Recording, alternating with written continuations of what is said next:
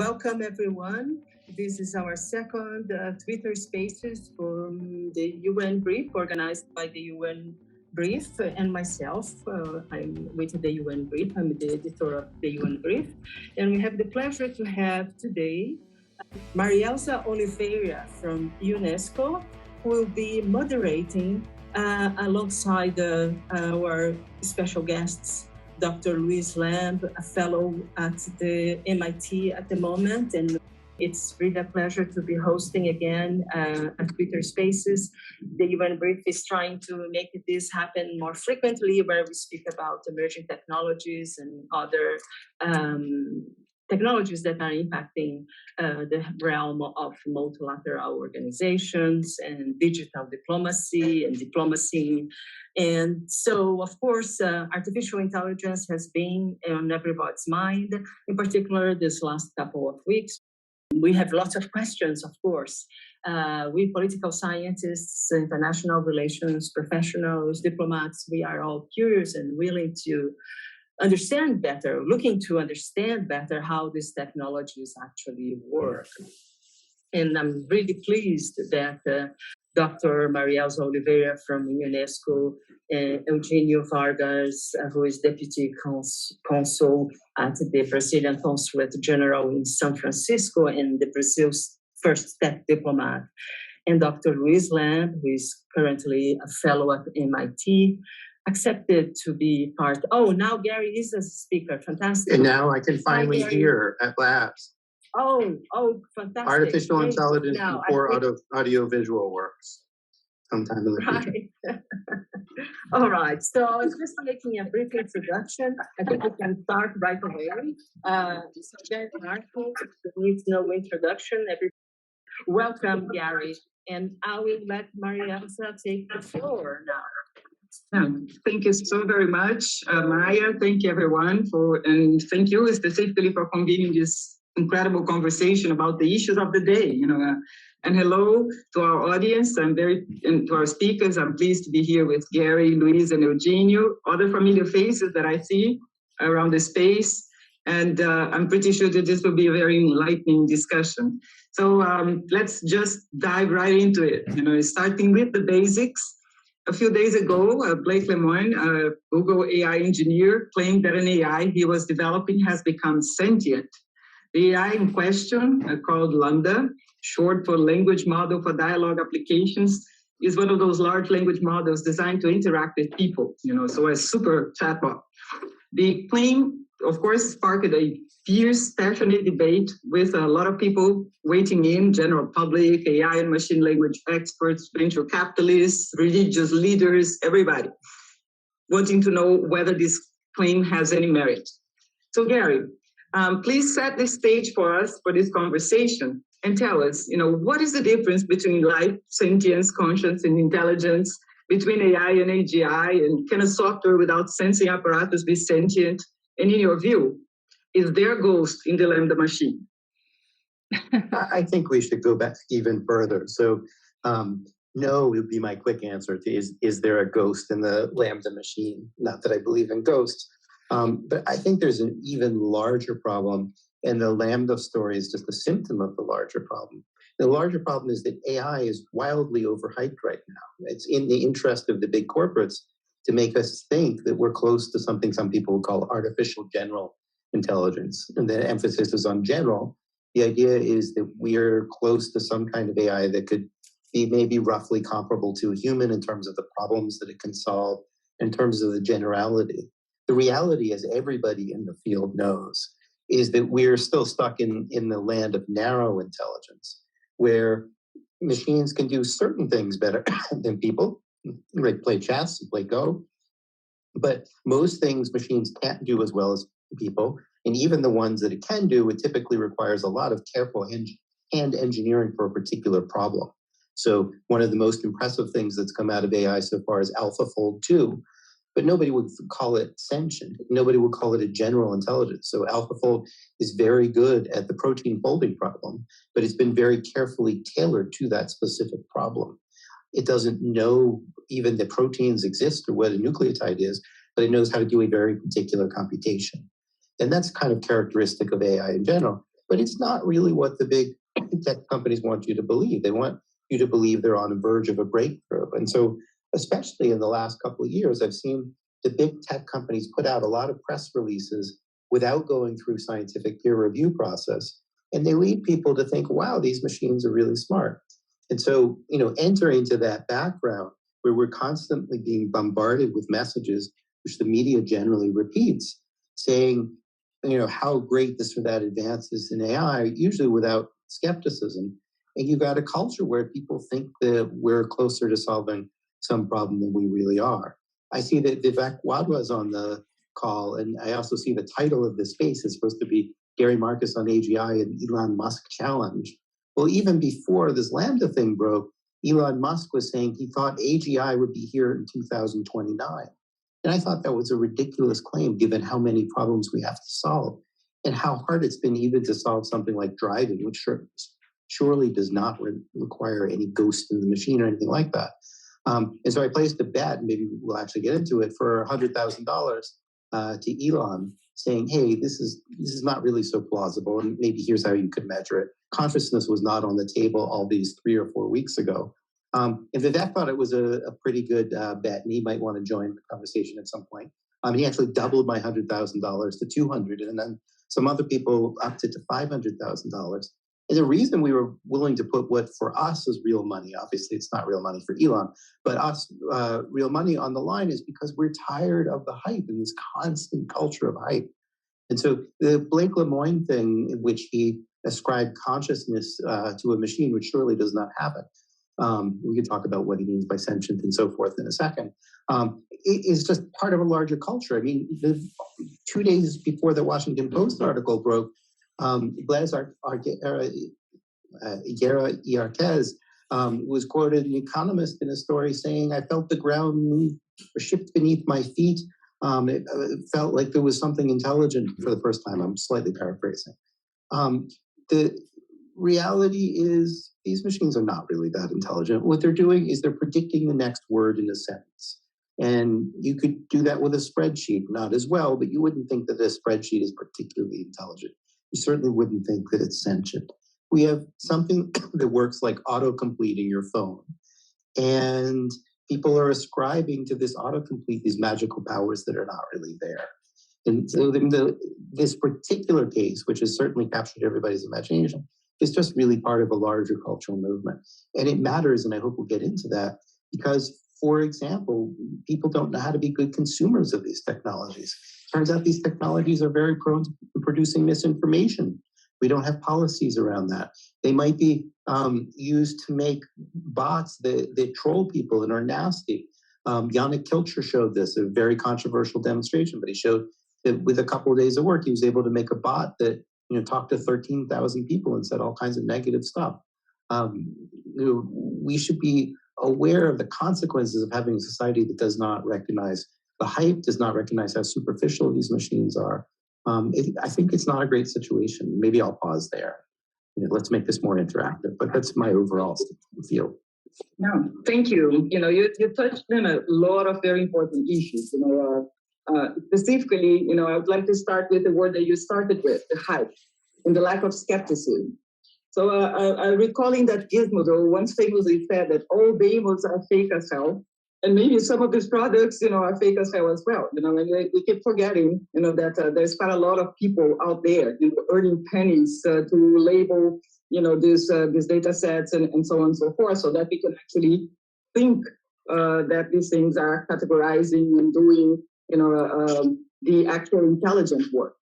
But yeah, people are caught up in the hype, and it's really hard to believe, what is clear, quite a lot of theatrics and showmanship.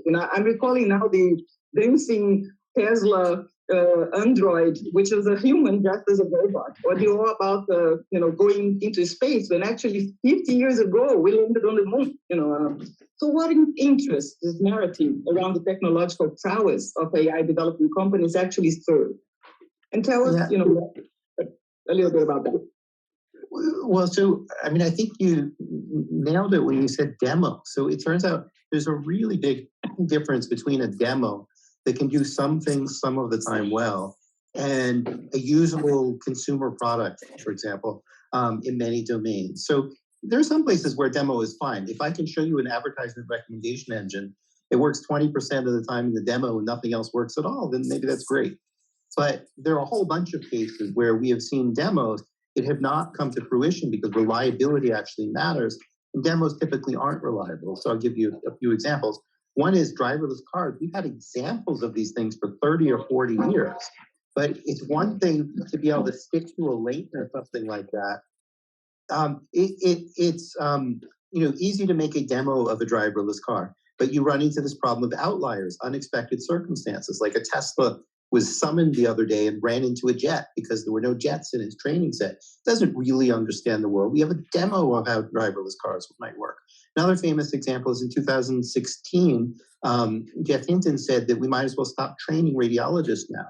There were already demos showing that deep learning could do some radiology, but getting that to the point where it's actually able to replace a radiologist, we're still not even close to that. We actually don't have enough radiologists, and no machine has actually replaced a radiologist.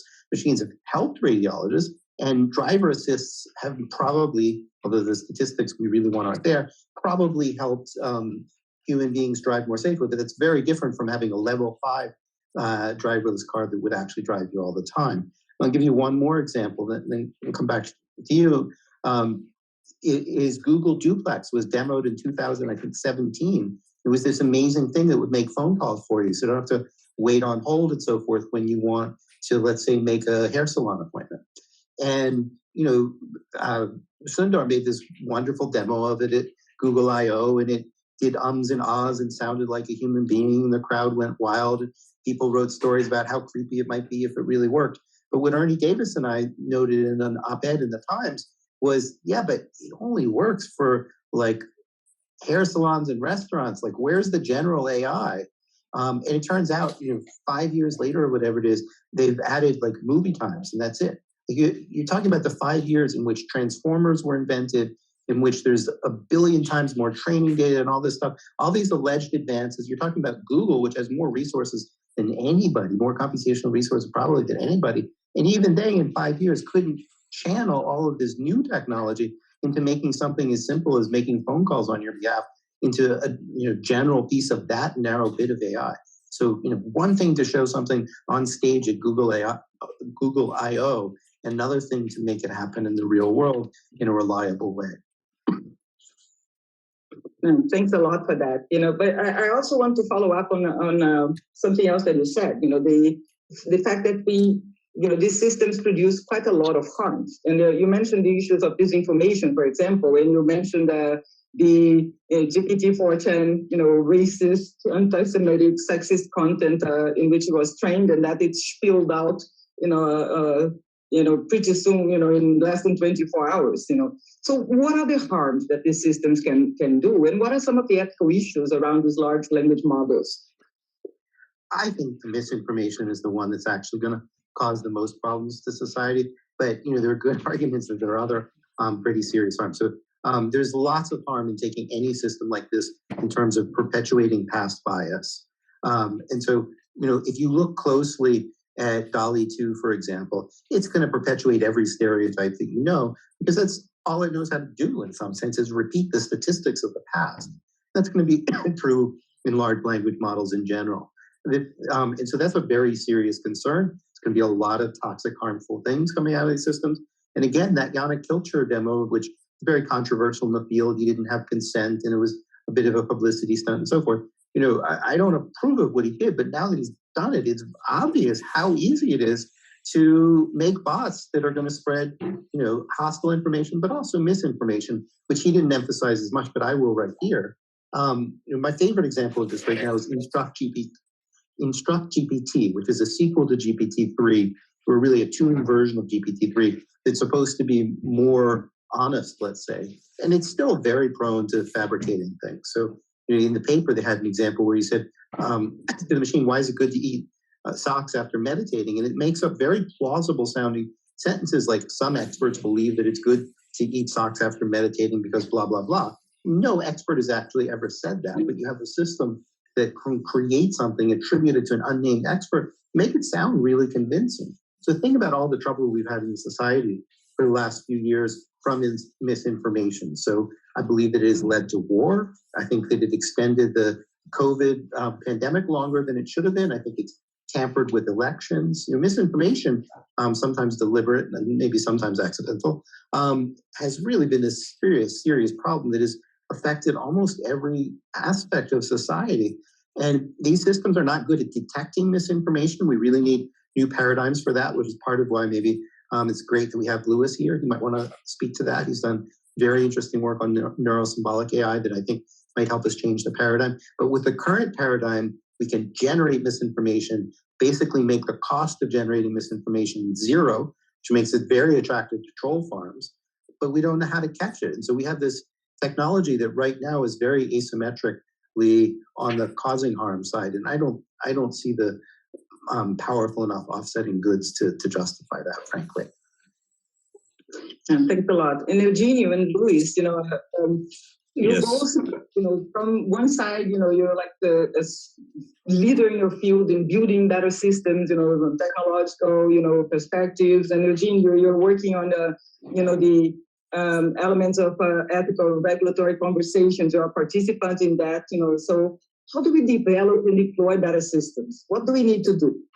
Well, if I can start, I went to what Gary said, and we are far away from AGI at the moment. I truly believe that Gary gave a very good explanation. We're not even close to have, let's say, what we call in AI, like intelligent agents that can do any intellectual task that humans can do. And Gary has already made the point about that. We are, of course, I think that Gary is going to end up winning the bet against Elon Musk. I'm pretty sure, Gary, that you're going to get your money back, at least if he is in the bet. Only if he accepts the bet. Yeah, in terms of what Gary said, he's absolutely right. There is a lot of hype. There's a lot of, sometimes misinformation going on. And one particular thing that's very important, and Gary mentioned, is that we're still dealing with past data in terms of all those data that these huge systems, I mean the large language models, that they have the capability of dealing with, billions of parameters these days. And this is a lot of things in terms of technology. And up to the point, it's very important to notice that only those who have these resources can develop this kind of systems, because they are extremely expensive to develop too. And but unfortunately, they are still a bit far away from general AI, or even, let's say, even AI in the sense that the term was defined in the 50s, 40s, and 50s. And with respect to giving some, let's say, technical feedback into that, what Gary mentioned about new approaches that you need to have better AI for the foreseeable future, we have been working on, not only using the power of neural networks. Okay, they are extremely efficient at some tasks. We don't need to delve into that, even though some of these systems like AlphaFold, as Gary mentioned, they are not strictly neurosystems. They have some symbolic components, some other techniques that AI researchers use. So what we do believe that is necessary here in AI is to enrich the way that we build the technologies of AI with scientific results from other subfields. And these other subfields include, of course, cognitive science. They include, of course, the scientific parts of AI that deal with reasoning.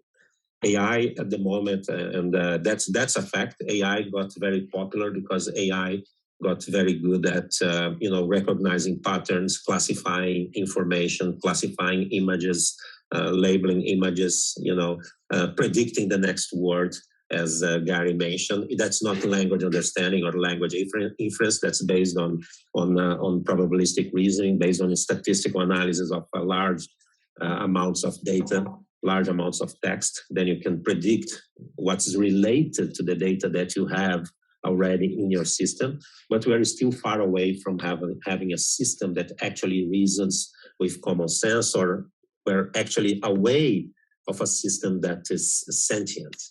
I don't believe that, or there is no proof that these systems that some people have claimed are sentient, they were able or capable or have shown some, in some way that they can experience feelings or sensations, or even further than that, if they, in terms of consciousness, they haven't shown that they are aware of their own existence. And there is no proof of that. There is no scientifically accepted proof or demonstration that they experience sentience or that they are conscious. So there is no proof of that. And also, in technical terms, neural networks, of course, the neural approach or the deep learning approach has been the approach who caught the attention of the media that has shown to be useful in a number of technological applications.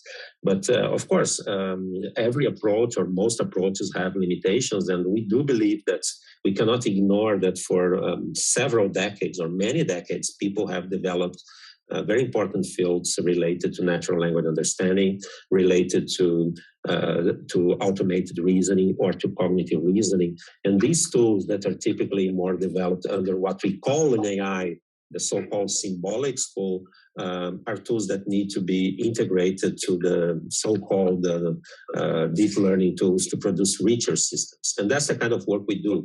We try to use, symbolic language and knowledge representation techniques and logical inference to explain how the learning procedures in AI work. So this is the kind of work that Gary has defended for a long time. He can explain further on it. And we also have been working for over 20 years on this approach that we call Neurosymbolic AI, exactly because they combine, the learning capabilities of neurosystems and also the techniques and also the more consolidated approaches to deal with human reasoning or to deal with reasoning in general using symbolic techniques, using logic-based techniques. So that's my opening statement. It's a bit long, I know, but I'm going to stop here or we are running out of time. If I can add to what Luis said, first, thank you, Gary Marcus, for your insightful remarks. I fully agree with many experts that we should not waste our time discussing on issues just because some guy had a few extra beers. Because sentient language models, for me, it's a non-issue. But the AGI debate is important. And this discussion should be an opportunity to put hype aside and inform and clarify the issues at stake and educate the general public about what AI really is and what we should be doing to make sure that we do the right thing as far as AGI is concerned. And Gary Marx mentioned chess as an example of a narrow AI. Yeah, I remember in the past, like in the 80s, when people would say chess players are very smart people. So if AI can master the game, maybe these machines should be very smart too. But now nobody would say that AI has surpassed humans in intelligence only because of chess, for example. And chess has become just another example of the AI effect. Once technology achieves its goal, people don't call it AI anymore, or they will seek intelligence elsewhere. And the problem with these language models and these foundation models, for example, when they also have the ability to work with images, they seem creative, but in fact, they aren't. And there is a deceiving illusion of intelligence. And I think that the general public will really not understand exactly how the system works, what is deep learning actually. But we do know that large models, they require huge data and computing power. They are very expensive. They consume a lot of energy. So this is my question to Gary Marcus. Okay, we may soon have to face a situation in which only extremely healthy corporate companies can afford it.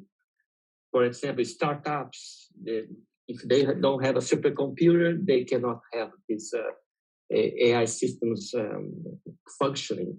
Or even universities, they won't be able to compete, and for example, with the big tech companies.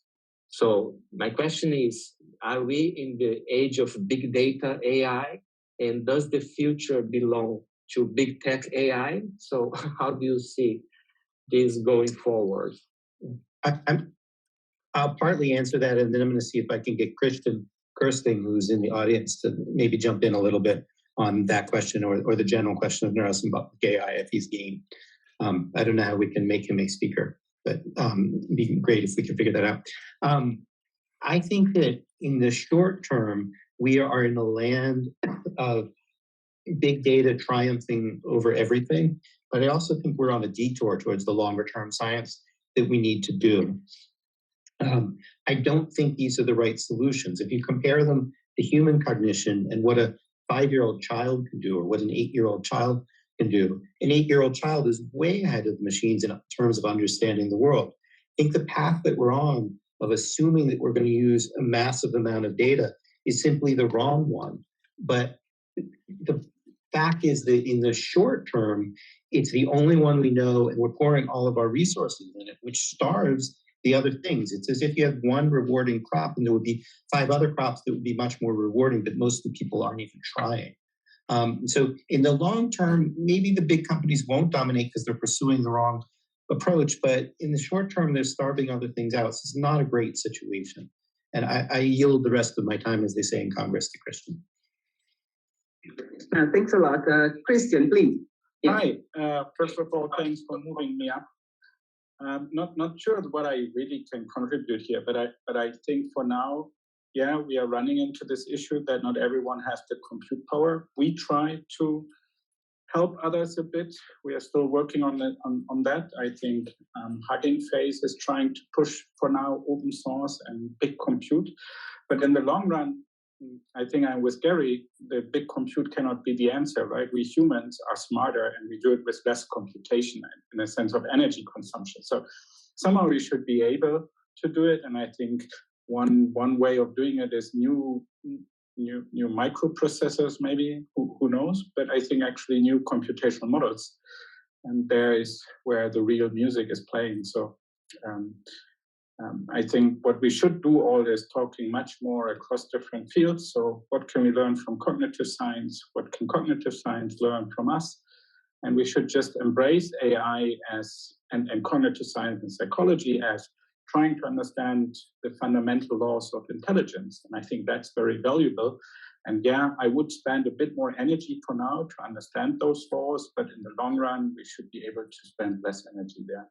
I want to go back to something that Louis said. He mentioned the, and of course, we all heard that data is the new oil, and that is something that we harvest and use at will to power up economic growth and all that. But we really haven't heeded the lessons of harvesting oil. It can do a lot of damage. For starters, data, especially data used by language models, is actually human expression being grabbed and packaged many times without our consent or even knowledge to serve purposes and interests that we don't really know about, but it can actually harm us. And past data brings back and perpetuate biases that social activists have worked really hard to combat. Many countries started to wake up to this issue, and there's a lot of discussion now about the free flows, data flows with trust going on. So what is your take about that? What are the key elements in these conversations that we should, pay attention to?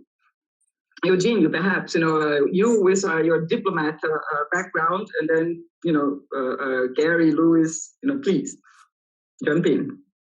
I think something interesting just happened, which is that Microsoft, I guess, I don't have all of the details, but I think it's Microsoft yesterday announced that they were going to restrict or pull back altogether what they're doing with face recognition. And so what you see there is somebody put out a product, people realized the problems, and they've throttled back. Maybe that's a model here. My guess is that large language models are going to create a lot of problems. And there's a question of how early or how late we're going to acknowledge that. But at least at the moment, they're like bulls in a china shop. They can do all of this really powerful stuff, but nobody knows a computational way to control them. Nobody knows a way to say to a system, be honest, don't counsel harm. We just don't know how to do that. There have been a bunch of attempts, but none of them are effective. And so at some point, the regulatory community has to come in, or the companies have to monitor themselves, or both, and say, well, if you have these systems and they're uncontrolled and they're spewing nonsense, like, we can't have that. And so I think that in this particular case, I don't see how the systems themselves can be controlled in the right kinds of way without building some kind of hybrid technology, neurosymbolic technology, like Christian and Lewis and so forth are thinking about, and I'm thinking about. Short of that, I think we might have no choice but to step in on the regulatory side. And, the longer we wait, the more the harm may go up. But if I can add there, sorry for jumping in, but Gary, the interesting fact is that AI is a moving target. So we have a Nature machine intelligence paper where we show how one transformer can control another transformer to reduce, at least empirically, heavily, the how toxic the language is that is produced. Now, in fact, we have a new paper where we use one vision transformer in a, or actually something like CLIP, so it's multimodal, to help us answering this question 16 in data sheets, where it's about is there bad images? Can we report somehow harmful images? So what I want to say, I'm with you, and that's why we should start from the very beginning to have diverse teams to think about ethical dimensions, to listen to ethical researchers, ethics people, but it's also that we can contribute. And this is what is always, we pick a system and yes, it does something wrong. And it's a horrible lesson and we should try to avoid it, but then we can also maybe fix it. So that's why it's sometimes so hard for me to enter discussions, because I would rather like to listen and see what could be a potential next solution. Not sure. Yeah. That is, what I would love to say, that there are maybe things, and what I feel about neurosymbolic is that it's so important because of communication and to maybe provide constraints, like ultimately having this logical rule never harm people. Maybe that's doable at some point. I don't know. Yeah. That's a good point. Yeah. Just to add to what Christian said, and the important thing here is that those techniques that people that are not from AI, they don't realize that there are different technical approaches of building different systems. Most systems to these days, or to current days that people are aware of, are systems that have been built mostly under this approach that's called deep learning, mostly based on the concepts that varies around artificial neural network models. Christian has mentioned about transformers. Transformers are quite popular these days. But if we want to add meaningful explanations, if we want to add interpretations to systems that have been built, if we want to be more secure that when we are dealing with this huge amount of data, and this will have consequences over several groups or large groups of people around the world, we have to be very aware that when we use data, we bring all the biases or all the information that can be, in some way damaging to groups of people, that can cause some harm. And it's extremely important that we have to be aware of this kind of consequence that we have over data. Of course, if data is the new oil, have to be very, very aware that using a lot of this new oil will have a lot of consequences over people, because data represents partially our knowledge of the world. Data has issues, as every person who works on representing information about the world. We know that data can carry several limitations that are expressed in terms of biases these days. And in order to build better systems, we need better techniques to deal and to explain and to provide interpretations about what AI is doing.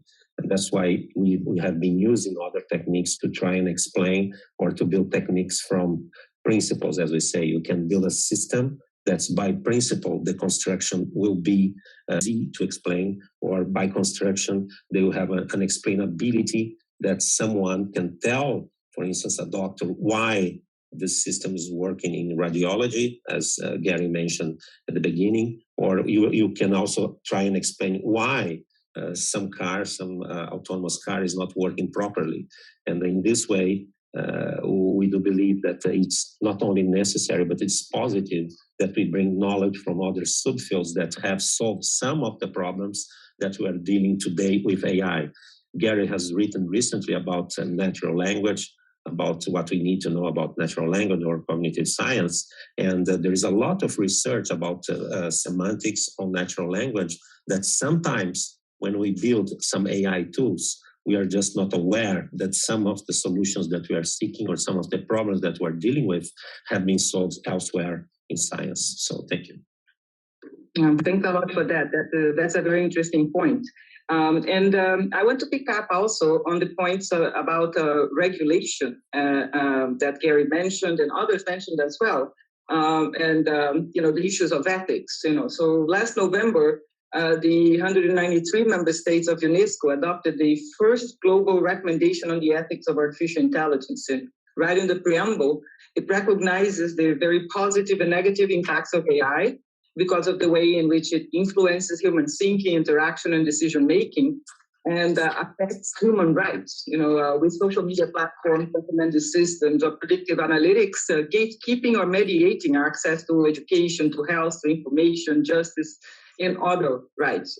So, what are the key regulatory frameworks on AI around the world? How do we deal with the opportunities and the consequences of these technologies without, how do we keep the baby without throwing out bathwater, and throw out just the bathwater on these issues? The person on this call who has thought most deeply about this might be Sinan Aral, who just joined us. He's famous for a study that showed that fake news travels faster than good news, and I know he's thought about a lot about regulation. If we can make him a speaker, I'd love to hear what he has to say. Thanks for this important conversation. I think that there is obviously an important role for regulation to play in the various questions that you all are discussing. I think there are some nuanced and specific sub-questions around the various technical aspects. As we have seen recently, Europe is making some effort in this area, notably, in follow-up to initial regulation. We have the Digital Services Act now, and we have the Digital Markets Act coming. In the United States, I think we are seeing a much different set of issues. We have a lot of gridlock in terms of our legislature in the United States. And you could sort of see the three basic regulatory regimes that I described in my book unfolding. On one side of the globe, you have China. You see a very active government role for control over data, as well as control over the private companies that might play in this and other related adjacent spaces. You have Europe that is actively enacting regulatory changes to deal with these questions. And I think in the United States, what you have now is a bifurcated, or maybe more than bifurcated, situation where there are many different opinions about what should happen next. Thanks a lot for jumping in, and thanks a lot for the thoughtful inputs there. You mentioned three sides of in terms of regulation, but of course we know that the UN Secretary General has recently released a report on our common agenda, which includes a call to establishment of a global digital compact with principles that guide the development of digital ecosystems and commitments from stakeholders, from private sector, government, civil society, etc., to see these principles realized. And this is under consultation right now. So let me take the opportunity here and say, given the opportunities and risks around AI and AGI and other emerging technologies such as blockchain, extended reality, and so on, what should be some of these principles? And please, Gary, Sinan, Luis, Eugenio, jump in, please. I mean, I think the first principle is it shouldn't just be a bunch of technologists making the principles. So we need ethicists to think about this. We do need people who are informed about what the technology can and can't do. And my own expertise, I think, lies in explaining the scope and limits. And we need people like me specifying that. We need people who understand how to make policies that actually work.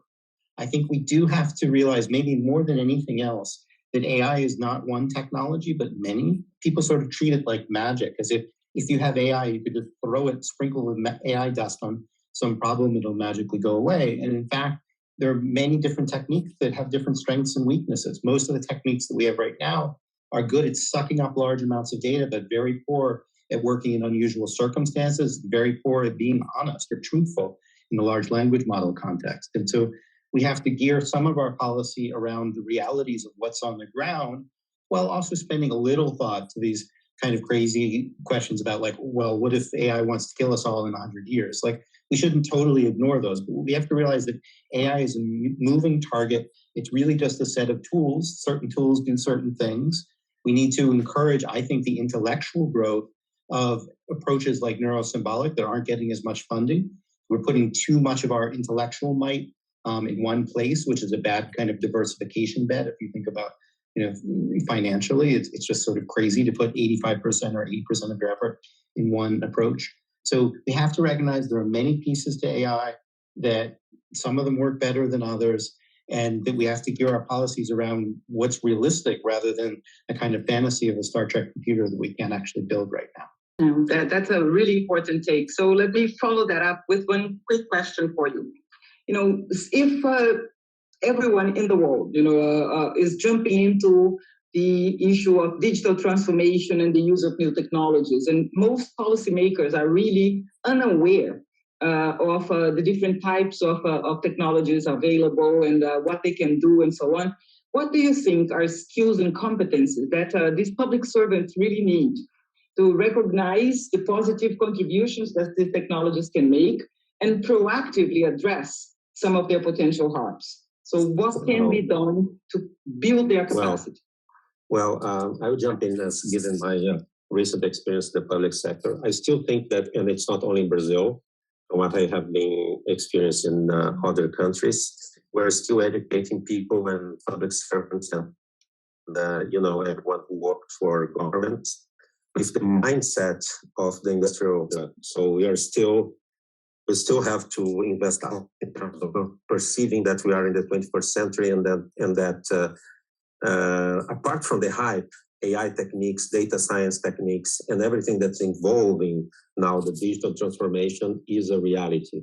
But however, we are dealing with millions and millions of people in every country that are still being educated the mindset of the 20th century. So the key thing here is education is changing the way that we educate people for this new reality. We had to change the educational system when we made the transition to the industrial era. This is documented, and this is still influences our educational system to this day. So I know it's going to take a long time. It's going to be painful because we are doing a transition, and we are using a new technology that some authors or most authors have classified as a general purpose technology. AI or data science or this kind of technology that we are using today, they are general purpose technologies. So we will have to adapt several economic processes and several processes in our society. And one of the first things that we should pay attention to is how we are educating the future generations, and we are educating, the workers for this new reality. That's one thing that I would consider extremely important at the moment, the issue of education for the 21st century. Well, that couldn't be, a better answer for somebody from UNESCO. So thank you very much for that. And now we are very close to the end. So let's give the audience a chance to raise their hand and ask some questions to, from these amazing experts. So who would like to pose a question, perhaps, to the group, to our speakers? Thank you so much for everyone. A great conversation. I wish we had more time. There is so much to explore. And particularly, I like the idea that we stop like just reacting to this crazy hype, that this nonsense that's happening, but we start talking about what it really can work and how can we make it work, right? How can we adapt and adopt to these technologies? So thank you very much for Christian, Luis, Gary, Sinan, Marielza, Eugenio that joined us. I could take a quick stab at that and also reply to the earlier question about what should kind of principles be. I think two things to note that might be helpful to think about are, one, that I think it's also important not to have, unfocused, overly aggressive regulation that sort of strangles innovation in its crib. We should be very cognizant of the fact that, there's meaningful innovation happening here that we don't want to stifle and that we want to encourage. Obviously, we want to also address some of the potential negative consequences of the development of new technologies, but that overall, we have to be careful to balance the achieving the promise and avoiding the peril. The second thing I would note, and it is related to something Gary said earlier, but also related to the question that was just asked, which is that I do think there's a tendency for people to think about the sort of Terminator scenario of AI. What happens if there's a generally intelligent and sentient AI that has its own ability to write its own objective functions that involve the, termination of the human race as part of that, agenda. I think that's much less, if at all, a concern compared to the real discrimination and bias that exists in models learned on data that reify racist and sexist visions of the world that are happening today in advertisements for STEM careers for women, or in recruiting of top executive spots, to the evaluation of various loan applications or whatever it may be, that are based on data that have the potential to reify biases. I think that's like a tangible set of things that we could think about, rather than the sort of fantastical Terminator scenario. Who else would like to raise a question? Or Luis, would you like to make a point as well? No, I think Sinan has a very good point here in saying that these technologies, they are contributing in a way to very positive things that are happening.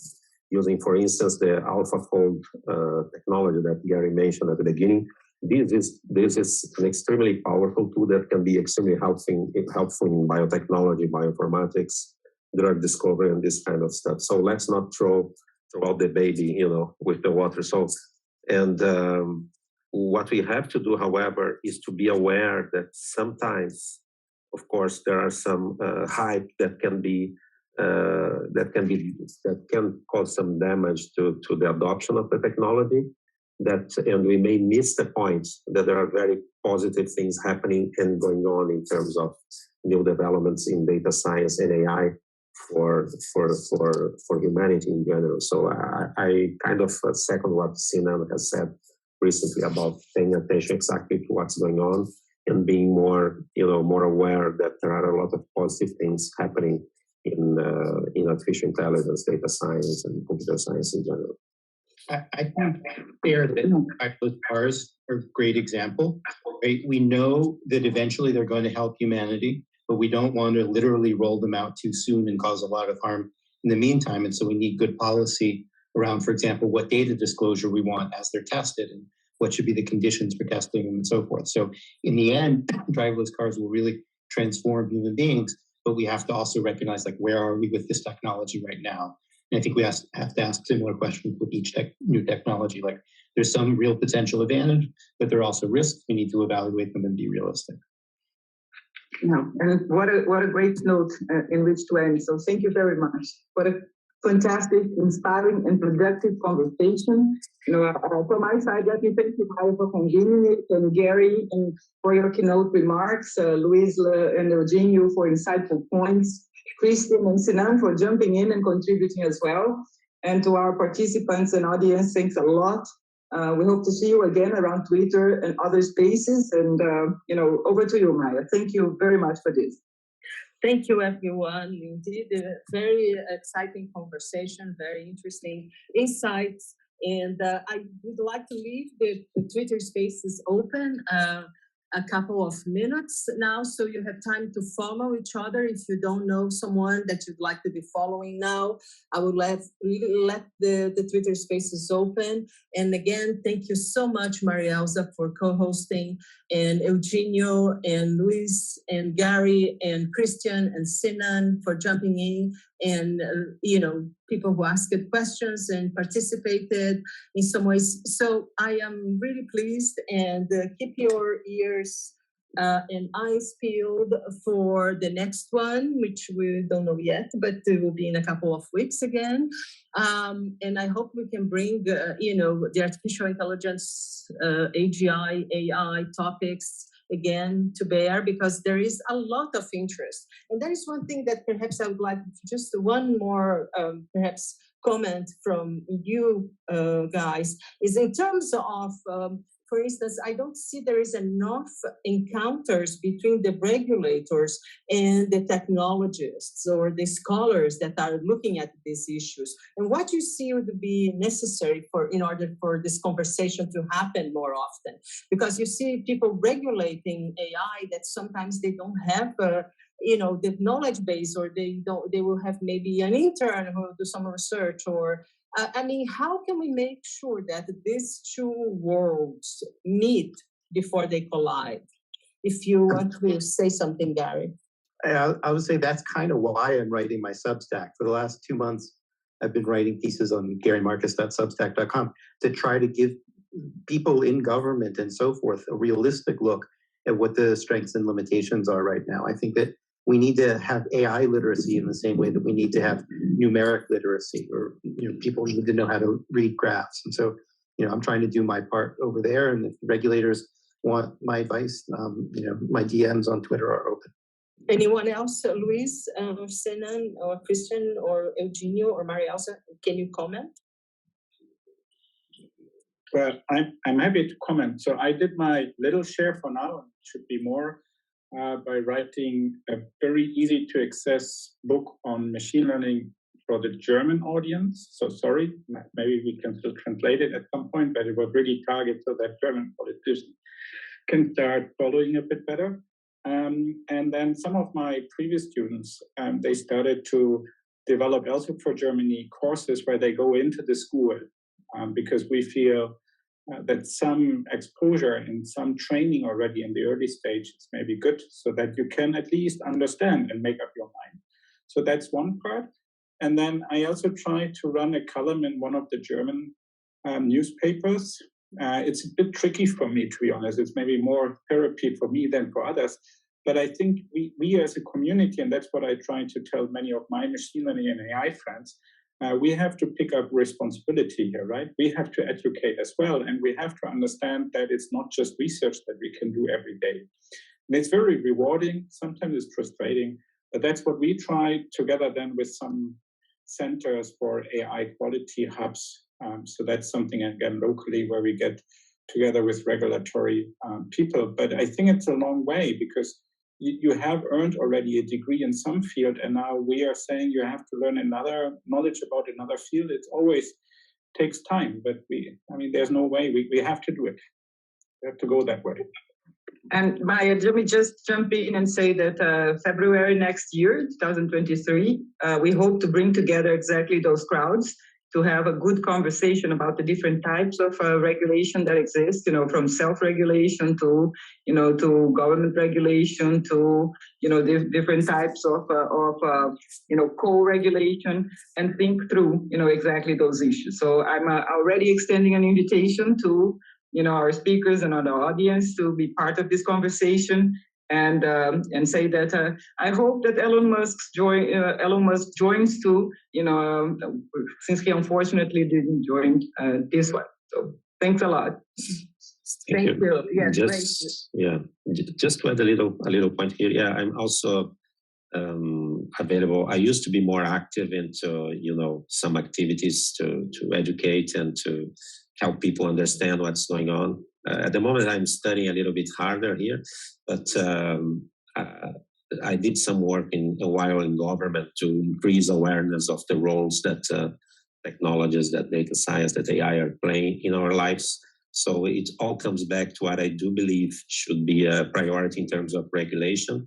Regulation is better understood and better designed when you have specialists that can understand what's actually going on in our society, in our economy, in our countries. And we are going into a transition, into a steep transition into a new technology that's changing the way that we live, changing the way that we employ people, but also can cause some damages and in forms of several biases and other topics that have been discussed here. So I'm very keen on helping any initiative that targets educating and making people more aware of the changes, or sometimes the dramatic changes that we are witnessing at the current times. So thank you so much. Sainan and Eugenio, would you like to comment? Just to say that I agree with everything that was said. I think AI is not a technical issue only. We need this space and this multidisciplinary dialogue between computer engineers and developers, and also philosophers, social scientists, and politicians. So that's the way we should try to have all possible discussions to educate the public. And thank you so much for this opportunity. I think I saw Christian's hand up for a minute there. Yeah, but I don't want it to always say something. And then, but anyhow, I think one sentence I would love to say is then in many, many committees that are, for example, a bit more on the ethics part. Maybe it's good if there's at least one person with a bit more of a technical background. So don't get me wrong. I think me personally, I'm learning so much from the other side, but I think the other side can also learn a bit on the technical part. And at least in Germany, if you look at the German ethics board, I think we are missing expertise on AI, although they are talking about AI. So getting a bit of a technical person here and there in some of the committees might be quite beneficial. Now, on that, I agree completely, wholly, because I think that's the challenge. We saw during those Congress hearings about Facebook 2 years ago, like one of the senators asked Mark Zuckerberg, "So how do you make money?" And he's like, "Senator, I sell ads." Apparently, they didn't know that. I mean, and it's a joke. It's been going around, right? But it happens. Like politicians don't have the time; they're busy with the policy making. But in order to do policies that work for everyone, they need to understand the technology. So we need the technologists to step up to not just wait when they are, they will be regulated and now they have to run there and explain themselves, but that they seek actively to engage too, which not everyone is willing to or has the time either. So, but anyhow, Marielsa, I see you have your hand up. One more question, one more comment. No. I just wanted to add one more thing, because I think that this issue of educating the policymakers is extraordinarily important. So I just wanted to do a plug-in for the massive open online course that UNESCO is conducting right now. We are training 4,000 judicial actors from 139 countries on AI and the rule of law, specifically, bringing to them, an understanding of what these technologies are capable of, what are some of the opportunities, what are some of the risks that they entail, what are some of the issues that they have to consider when using this technology or, in judicial systems themselves, or adjudicating cases of AI situations that happen in other sectors as well. So I think that this is incredibly important, and this is an area that we hope to continue working with. No, thank you. And thanks again for everyone for this fantastic conversation. Okay, so Simon doesn't have any more comments. I had a hand up before, but I guess the person left. In any case, we are at 21:10 here in Europe, and I would like again to thank you very much, everyone. We had someone from San Francisco, Paris, Geneva, Germany. Luis, I believe, is in the West, in the East Coast, and Sinan, I don't know where you are, but Gary, thank you so much. You are on the West Coast, I believe. So thank you so much. Thank you so much. Thank you so much for hosting. Yeah, thank you. Thanks a lot. And thanks for the people who I recruited at the last minute for. Yeah, thank you. Thank you, Gary. Thank you. Thank you, Maria Elsa. Thank Thank you, you, everyone. Daniel. Thank you. Thank you. Thanks. Thank you, Sinan. Thank you. Thank you. Thank you, Great pleasure. Christian. Thank you. Bye-bye. Thank you. Thanks, bye. Bye. Bye. See you. Bye. Thank See you. you. See you all. See you all. Bye.